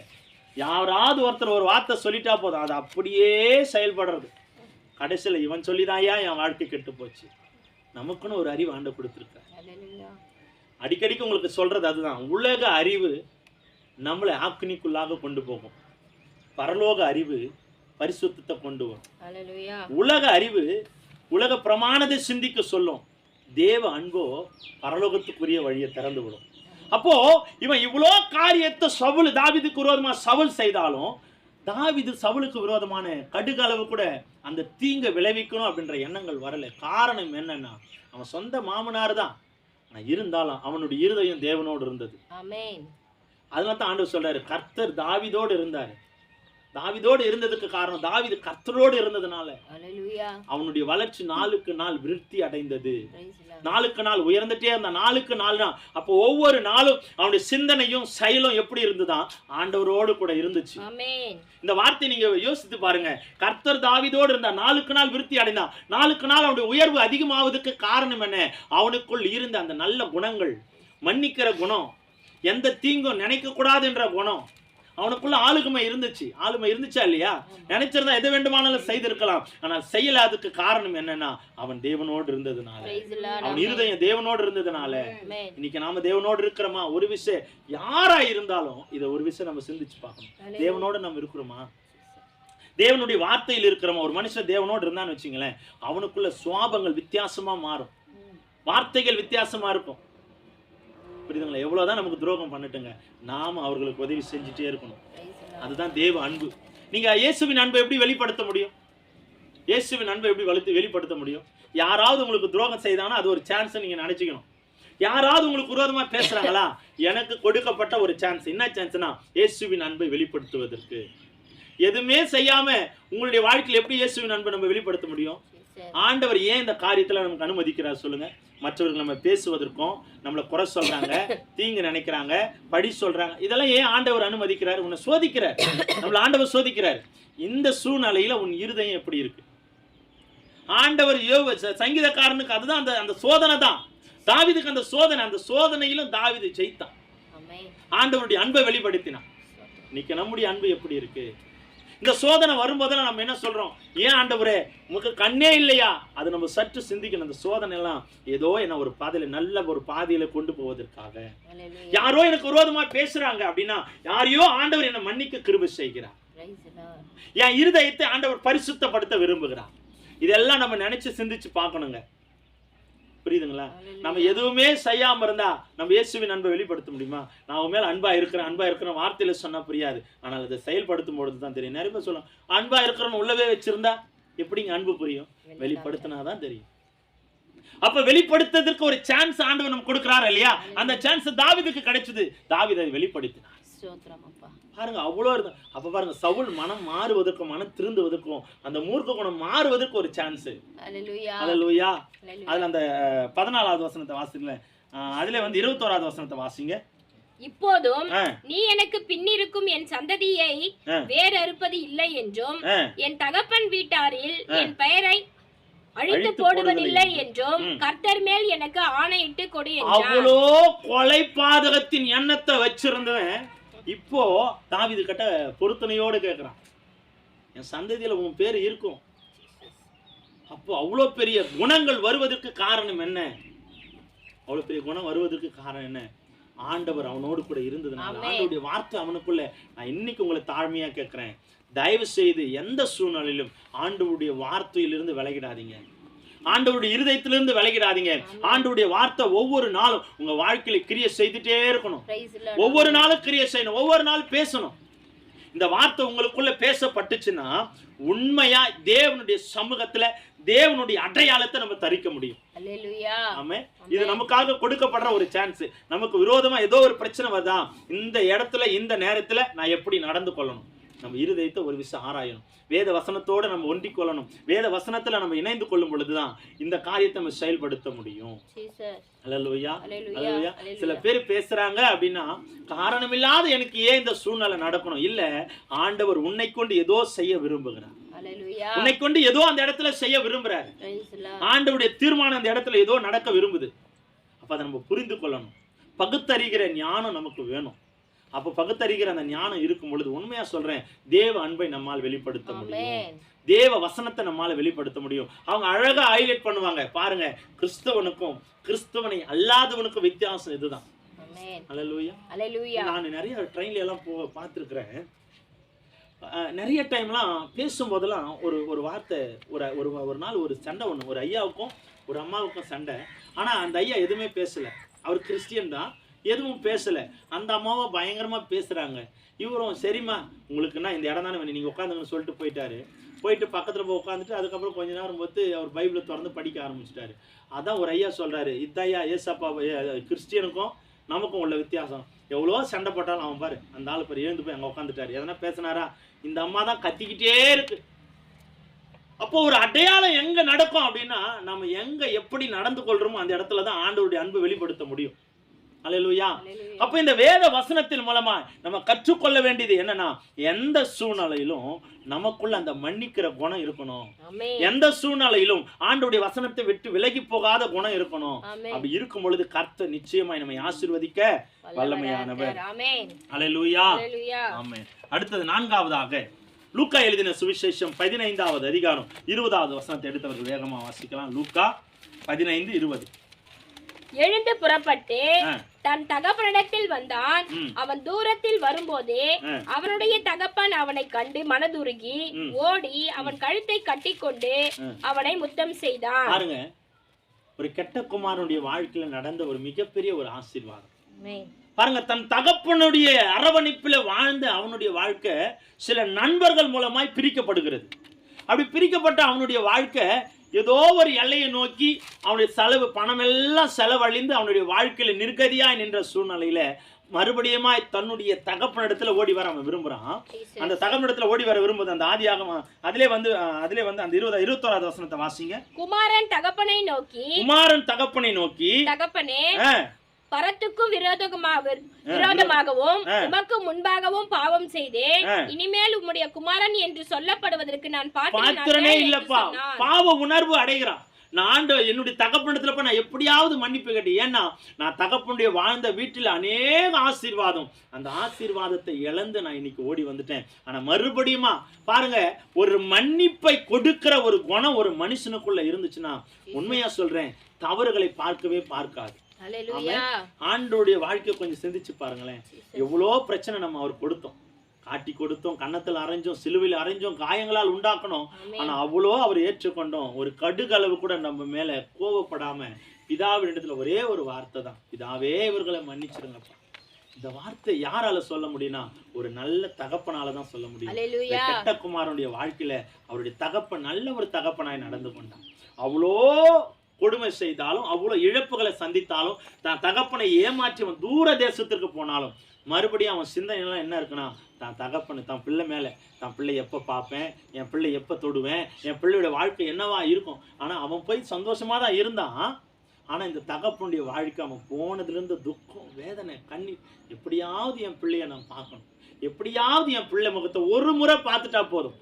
பாருங்க, அந்த ஏக்கம், அந்த அன்பு, அவன் ஓடி வந்த உடனே அவனை மன்னிக்கிற குணத்தை கொடுக்கிறது. அல்லேலூயா. இன்னைக்கு நாமும் நம்முடைய வாழ்க்கையில இப்படிதான் நடந்து கொள்ளணும், இதைதான் கடைபிடிக்கணும்.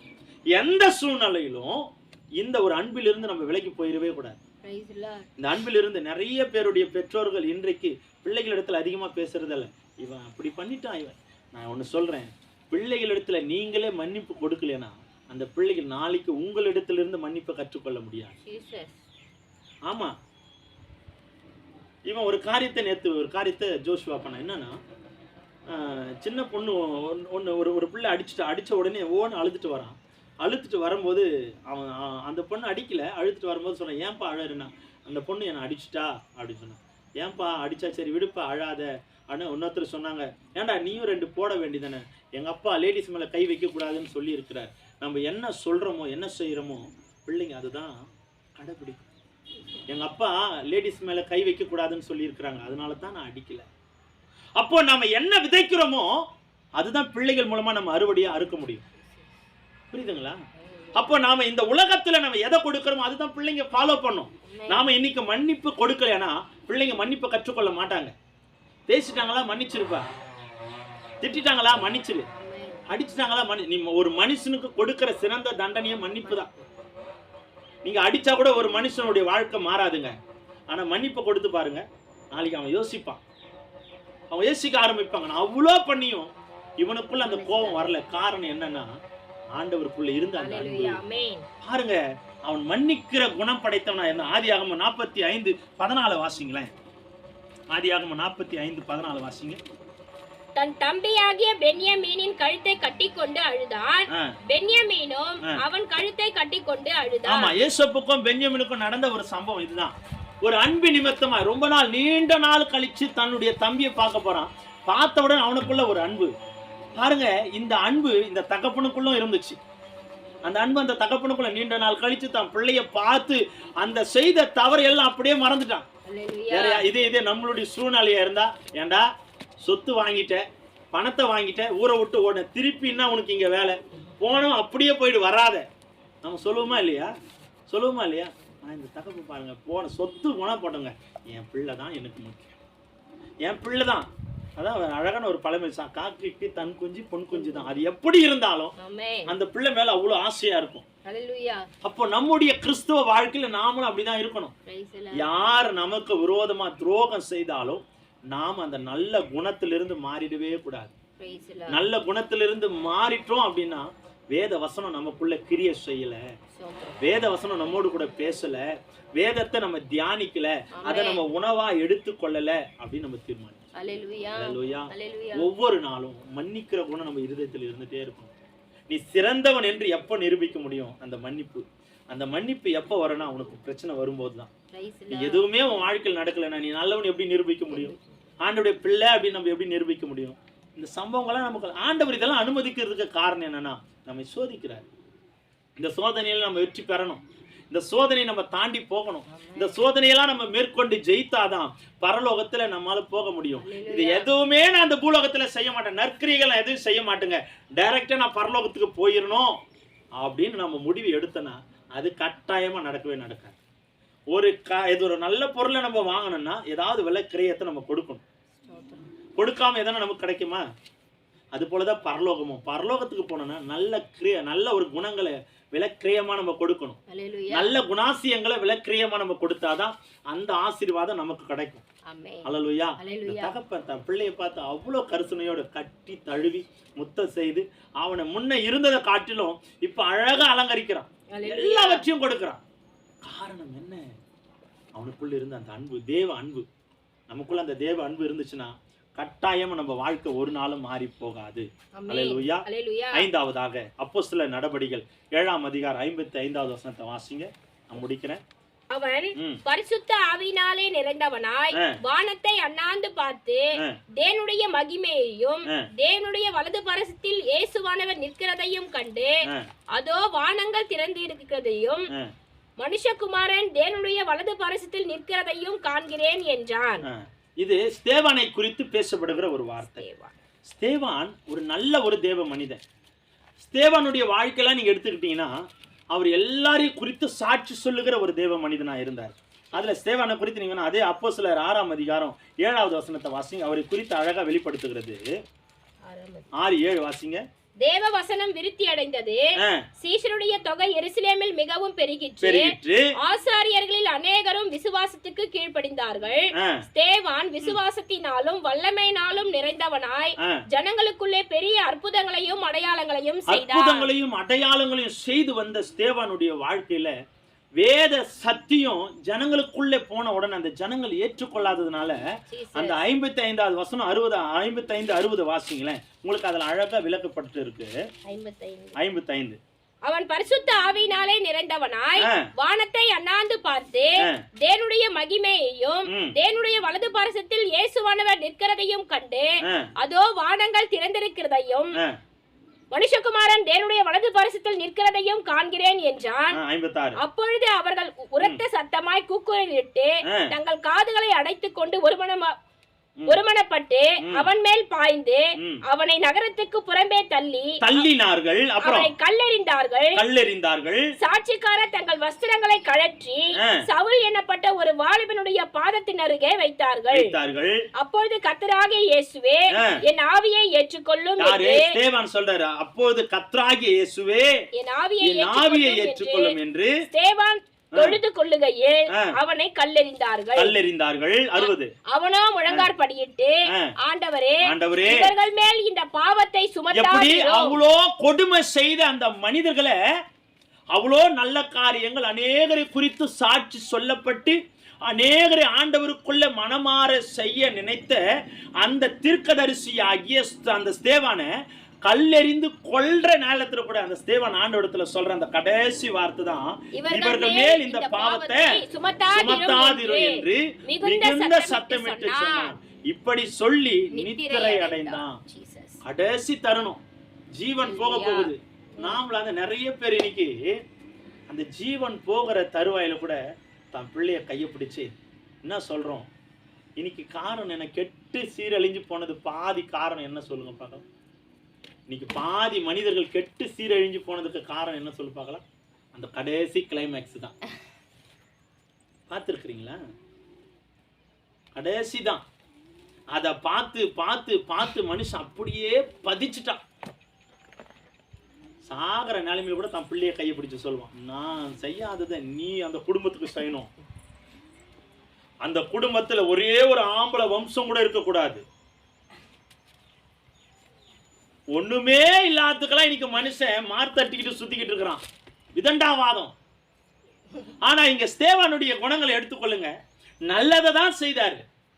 அநேகருக்கு தீர்க்க தரிசனங்களையும் பரிசுத்த ஆவியானவரால் நிரப்பப்பட்டு அடையாளங்களையும் அற்புதங்களையும் பெரிய பெரிய அதிசயங்களையும் செய்த ஒரு மனிதன் கடைசியில் அதே ஜனங்கள் மூலமாய் கல்லெறிந்து கொல்லப்பட்ட சூழ்நிலையிலும் கர்த்தரிடத்துல வேண்டுதல் செய்த ஒரு விண்ணப்பம் தான், ஆண்டவரே இந்த பாவத்தை மேல சுமத்திராதீங்கப்பா. யாராவது இதை செய்ய முடியுமா? கல்லெறிந்து ஜீவன் போகிற அந்த தருணம் நாமளா இருந்தா என்ன பண்ணி கஷ்டப்பட்டு நான் முழங்கால் படிட்டு இன்னைக்கு நிறைய பெருமையான வார்த்தைகள் அது அல்லங்க. எந்த சூழ்நிலையிலும் மன்னிக்கணும், எந்த சூழ்நிலையிலும் மன்னிப்பு கொடுக்கணும். சிறந்த ஒரு தேவ பிள்ளைக்கு அடையாளமே அதுதான். சிறந்த ஒரு தேவ பிள்ளைக்கு அடையாளமே அதுதான். அது யாரா இருக்கலாம், எவ்வளவு பெரிய ஊழியக்காரர்களா நம்ம இருந்தாலும், எவ்வளவு பெரிய விசுவாசிகளா இருந்தாலும், நமக்குள்ள மன்னிக்கிற குணம் இல்ல, ஒன்னும் பண்ண முடியாது. 0 தான். மன்னிக்கிற குணம் வரல அப்படின்னா நம்ம 0 தான். அப்போ நமக்குள்ள அந்த குணத்தை நம்ம வளர்த்து கொள்ளணும். அதற்குதான் இந்த வேதத்தை அதிகமா நம்ம தியானிக்கணும். வேத அறிவு ரொம்ப ரொம்ப அற்புதமானது. இந்த புத்தகம் ரொம்ப ரொம்ப அற்புதமானது. சட்ட புத்தகம் பயங்கரமான சட்ட புத்தகம். இந்த சட்ட புத்தகத்தை, இந்த லாவை படிக்கிற ஒவ்வொரு மனுஷனும் உண்மையா சொல்றேன் தெளிவு உள்ளவனாய் மாற முடியும். வேதம் என்பது சில்லா சட்ட புத்தகம். இத படிக்கிற ஒவ்வொரு மனுஷனுக்கும் அறிவை திறக்கக்கூடிய ஒரு வல்லமை ஆண்டவர் கொடுப்பார். இதை என்றைக்கு நம்ம மூடியே வச்சிருக்கிறோமோ அன்னைக்கு நம்முடைய அறிவு ஞானமும் திறக்கப்படாதுங்க. நம்ம இதை திறந்து ஒவ்வொரு நாளும் படிக்கணும். நேற்று அதை குறித்து நான் படிக்கும்போது ஸ்தேவானை குறித்து அவ்வளவு ஒரு அற்புதம். அந்த தேவம் அந்த அதிகாரத்துல நீங்க வாசிச்சீங்கன்னா அப்படியே ஆபிரகாமிலிருந்து அப்படியே அவருடைய வம்ச வழியாய் ஒவ்வொரு காரியத்தை, ஒவ்வொரு மனிதர்களை குறித்து, ஒவ்வொரு தீர்க்கதரிசிகளை குறித்து அப்படியே சொல்லிட்டு அவர் இப்படிப்பட்ட வாழ்க்கை நீங்க வாழும் பொழுது உங்க வாழ்க்கை ஆசீர்வதிக்கப்படும் சொன்ன அந்த ஸ்தேவானை கல்லெறிந்து கொல்ல போன அந்த மனிதர்களை கூட, அந்த மக்களை கூட ஸ்தேவான் மன்னித்து பிதாவின் இடத்துல, கர்த்தரிடத்துல மன்னிப்பை கேட்டு வழங்கி, இந்த குற்றம், இந்த பாவம், இந்த பழி இவர்கள் மேல சுமக்காம பாத்தீங்க ஜீவன் போகிற தருணம். இதுதான் உண்மையான கிறிஸ்துவனுக்கான அடையாளம். அந்த ஜனங்க அப்பயாவது புரிந்து கொண்டிருக்கணும். நாம அப்பவும் நாம புரிந்து கொள்ளல அப்படின்னா நாம யாரோ ஒருத்தருடைய அடிமையில வாழ்ந்துட்டு இருக்கிறோம். உண்மையா இந்த இடரல் எப்படி வரும் அப்படின்னா அடிமையா இருந்தாதான் வரும். எதற்கு அடிமையா இருந்தா? சத்துருவின் தந்திரத்திற்கு. இந்த அடிமை நம்முடைய வாழ்க்கையில் என்னென்ன கொண்டு வருதான்? கோபங்களையும், அதாவது எரிச்சல், கோபம், பிரச்சனை, போராட்டம், நிந்த, பகை, பழி, இதெல்லாம் கொண்டு வரும். இத்தனை காரியத்திற்கு விளைவு என்ன சொல்லுங்க பார்க்கலாம்? இடரல். அந்த இடரல்ல வருகிற காரியங்கள்லாம் என்னன்னா கோபம், எரிச்சல், விதண்டாவாதம், பிடிவாதம், மூர்க்க குணம், அதாவது நிறைய பழி உணர்வுகள், இதெல்லாம் வருதுல்ல. இதற்காகலாம் இந்த வார்த்தைக்கெல்லாம் பலன் என்னவா இருக்கும்? இந்த வார்த்தைக்கெல்லாம் பல பாவம் தான், முற்றிலும் பாவம் தான்.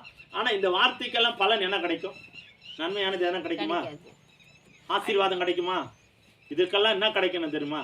இந்த மூர்க்க குணம், பிரச்சனை, போராட்டம், கோபம், இதுக்கெல்லாம் என்னன்னா கை கலப்பு, ரத்தம் சிந்துதல், காயம் உண்டாகுது, அதே போல பிரிந்து போறது, மற்றவர்களுக்கு விரோதமாக மற்றவர்கள் எழும்பி கொலை செய்யறது, இந்த மூர்க்க, அதாவது இந்த அடிமைத்தனத்திலிருந்து வருகிற இந்த பாவத்தின் விளைவுகள், இந்த அக்கிரமத்தின் விளைவுகள் தான் இது எல்லாமே. புரியுதுங்களா? இது இடரல். இதெல்லாம் இடரல். இதெல்லாம் கொடுக்க தான் பிசாசு அவனுடைய தந்திரத்தை செயல்படுத்துறான். உங்களுக்கு ஏற்கனவே சொல்லி இருக்கிறேன், எப்படி ஒரு வேடன் 2 தந்திரத்தை யூஸ் பண்றானோ அது போல பிசாசு 2யுமே கையாளுறான். எதை கையாளுறான்? கண்ணியை மறைச்சு வைக்கிறான். அந்த கண்ணி மேல கலரான ஒரு அந்த பொரிய வைக்கிறான். அந்த பொரிய மறைச்சும் வைக்கிறான், அதுக்கு மேல அந்த அட்ராக்ட் பண்ற அளவுக்கு அந்த தீவனத்தையும் வைக்கிறான். இது 2மே பிசாசு கையாளுறான். இந்த 2த்துல போய் அகப்பட்டு கொள்ளுகிற மனுஷனுக்கு வருகிற விஷயம் இடரல். அந்த இடரல் தான் இந்த கோபம், பிரச்சனை. அந்த இடரல், அந்த கோபம், பிரச்சனைக்கு வருகிற விளைவு தான் காயங்கள், ரத்தம் சிந்துறது, தேவையில்லாத வலி, வேதனை. புரியுதுங்களா? அப்போ இதுல எல்லாம் நம்ம விலகி வாழணும்னா நமக்குள்ள தேவ அன்பு வரணும். தேவ அன்பு நமக்குள்ள வந்துச்சுன்னா கட்டாயமா நம்ம வாழ்க்கை ஆசீர்வாதமாய் மாறும். அதனால தேவ அன்புக்குள்ள வாழுங்க. மன்னிக்கிற குணங்களை வளர்த்துக் கொள்ளுங்க. முடிந்த அளவுக்கு மன்னிக்கிற குணம். யாரையாவது எதை செய்தாலும் நான் உன்னை மன்னிச்சுட்டேன், இந்த குணங்களை நீங்க வளர்த்து கொண்டீங்கன்னா கர்த்தர் நிச்சயமா உங்களை ஆசீர்வதிக்க வல்லமையானவர். அல்லேலூயா, அல்லேலூயா. எந்த சூழ்நிலையிலும் கோபத்தை மாத்திரம் வளர்த்துக்காதீங்க. மன்னிக்கிற குணங்களை அதிகமா யார் எதை செய்தாலும் நான் உன்னை மன்னிச்சுட்டேமா, போயிட்டு பரவாயில்ல விட்டுரு.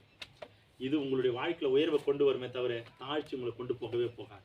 அதனால கர்த்தருக்குள்ள எப்பொழுதும் அந்த மன மகிழ்ச்சியில, அந்த தாழ்மையில, அந்த மன்னிக்கிற குணத்துல வளருங்க. கர்த்தர் உங்களை ஆசீர்வதிப்பார்.